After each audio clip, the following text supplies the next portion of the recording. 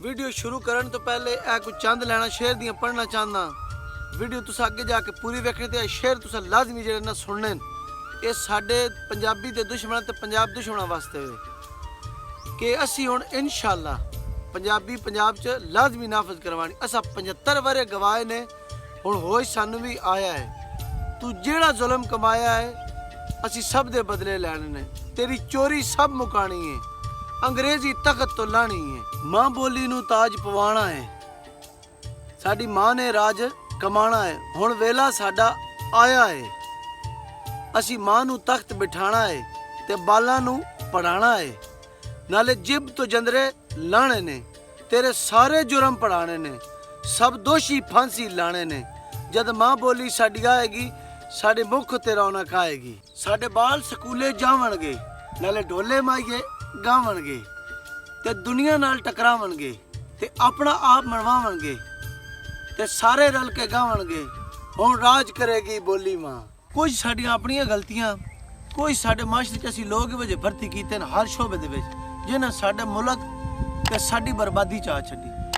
चाहे वो इमामत दा मामला वे, चाहे वो स्कूलां दा मसला वे, चाहे वो मैडिकल दा मसला वे, कोई भी शोबा है, हर शोबे दे विच ऐसे पढ़े लिखे जहल गवार मौजूद हैं जिन्हां साडे दीनां दी बर्बादी चाही, जिन्हां साडी सेहतां दी बर्बादी चाही, जिन्हां साडे दिमाग दी बर्बादी चाही।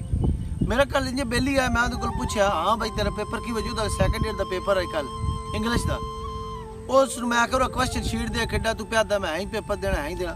ये मैं ना सामने चला दे सकिया वीडियो देना जूम करके, तुसीं आपे पढ़ भी लेना। मैनूं बड़ी ना हैरानगी हुई यार, इहदे विच एक पैराग्राफ लिखा है उर्दू दे विच ना, ये वही उस्तादों ते बाकायदा एक फिल्म अगे बन चुकी आमिर खान दी 3 इडियट्स, जिन्हां दा बिल्कुल दिमाग तो खाली न, जेड़े समझदे कि दूजी जबान जेहड़ी है ना, दूजी जबान के जरिए अस तरक्की करनी। पता नहीं यार वो जो बंदे आउंदे किदों, किवें लोग भर्ती कर लैंदे यार, जिन्हां साडी बर्बादियां चा छड़ियां।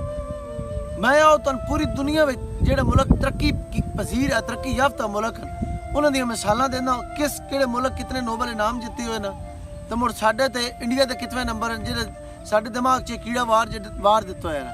आओ जरा साडे माशरे च बड़ी वड्डी गलतफहमी पाई वैंदी कि अगर साडी मादरी जबान अंग्रेजी नहीं, सन तरक्की करने वास्ते अंग्रेजी जबान बड़ी जरूरी। आओ दलाल नाल साबित करते हैं। पहले गल कर लें दुनिया में सब ज़्यादा मिलने वाले साइंस उत्ते नोबल इनामात दी। दुनिया में सब ज़्यादा नोबल इनामात मिलने विच Germany, France, Sweden, Norway, Italy ते जापान ते होर कई ऐसे मुल्क जिन्हां साइंस उन्हां दी मादरी जबान विच पढ़ाई वैंदी। ते दूजे पासे ये नोबल इनामात सब तो ज़्यादा इंग्लैंड ते अमेरिका हासिल कीते, उन्हां दी मादरी जबान अंग्रेजी। उन्हें नोबल इनाम को दूजी जबाना सिख के नहीं हासिल किए। दूजे पासे वेखिए पाकिस्तान ते भारत नूं जेड़े साइंस विच नोबल इनामात लभण ना होण दे बराबर न। भारत दा ते नंबर साइंस विच लभण वाले इनामात च पहले 15 मुल्कां च भी नहीं आउंदा, हालांकि दुनिया दी दूजी वड्डी आबादी वाला मुल्क है।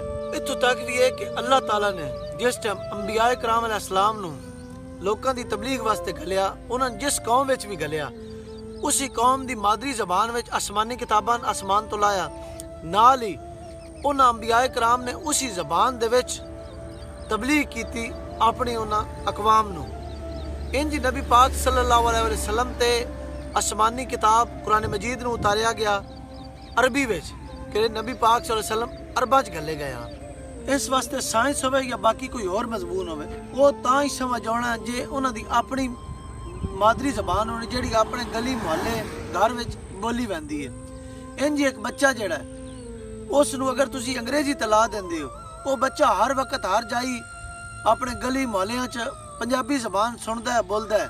उस नूं अंग्रेजी होवे भावें कोई और मजमून होवे, उस नूं कोई और जबान सीखण वास्ते कम से कम 10 साल चाहिए, वो भी अगर वो गौर ना पढ़े। इंजी मैं जिवें तुहानूं पिछे दस्सिया कि जर्मनी, फ्रांस, स्वीडन, नॉर्वे, रूस इन्हां तरक्की की अपनी मादियां जबानां पढ़ के, ना कि दूजियां दी जबानां पढ़ के।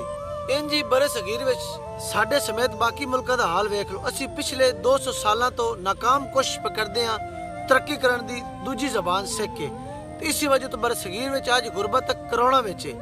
तो उस्ताद जी मेरी गल दा बुरा नहीं मनाना, तुसीं बड़ी ज्यादती कीती है अपनी मादरी जबान ते जोर दे। तुसीं ये बड़ा गंदा मजमून लिखिया है ते बड़ा गंदा पैरा आई। मैं अजे अपनी भड़ास ते कौड़ कड्डी नहीं, मैं बड़ा तमल दा मुजाहरा कीता है। बाकी दूजे दोस्त अहबाब नाल के वीडियो शेयर करो, उस्तादां तक जरूर अपने उस्ताद जी तुसीं किड्डे पढ़े लिखे हो। ਵੀਡੀਓ ਤੇ ਮੁਕਾਉਣ ਲੱਗ ਵੀਡੀਓ ਲਾਈਕ ਕਰਿਆ, ਚੈਨਲ ਸਬਸਕ੍ਰਾਈਬ ਕਰਿਆ। ਮਿਲਦੇ ਆ ਨਵੀਂ ਵੀਡੀਓ ਨਾਲ। ਵੇਖਦੇ ਰਹੋ ਜਾਗ ਪੰਜਾਬੀ, ਬੋਲਦੇ ਰਹੋ ਮਾਂ ਬੋਲੀ ਪੰਜਾਬੀ। ਰੱਬ ਰਾਖਾ।